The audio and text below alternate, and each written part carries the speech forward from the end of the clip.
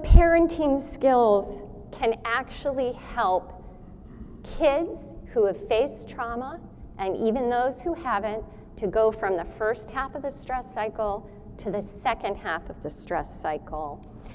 And I want to run through a couple of my favorites, because how many in this room are parents? Right. Anybody here feel like you're doing it perfectly all the time? Right.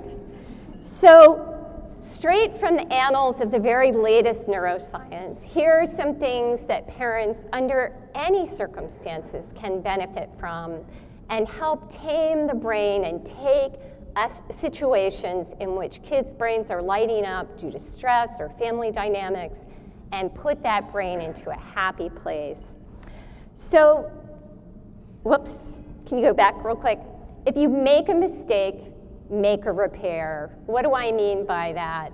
If you flip your lid or lose your temper, or you're not as well self-regulated as you would like, and your stress response has gone through the roof, and you're what we call flooded with emotion, it'd be very difficult to figure out how to say the right thing, because when we're flooded, we're stupid. We don't think. Our brain isn't thinking.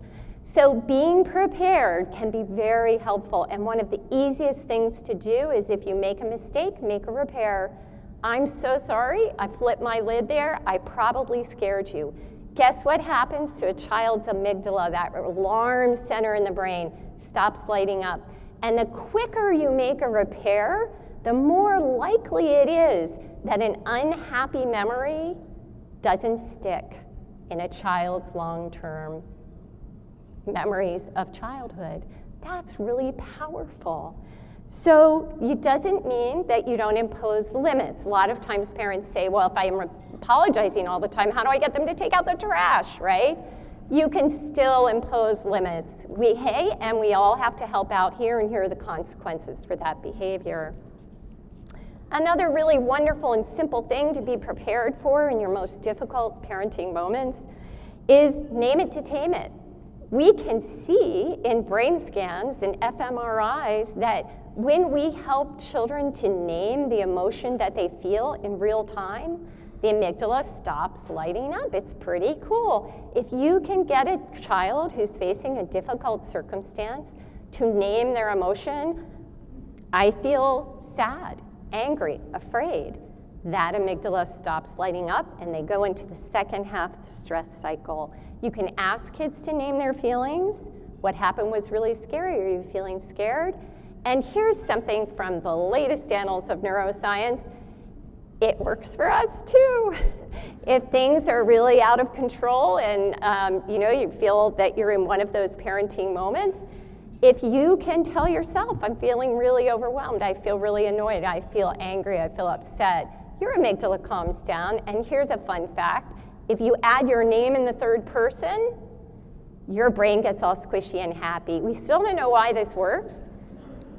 But for instance, let's say I was really nervous coming up here and you all weren't the super friendly, lovely, committed crowd that you are. I could calm myself down by saying, Donna, you're feeling anxious. It's okay. We don't know why it works, but you might try it. But let's get back to the soothing power of the human connection. We really understand now that this one-on-one connection between adults and the children we care for is a superpower of humankind.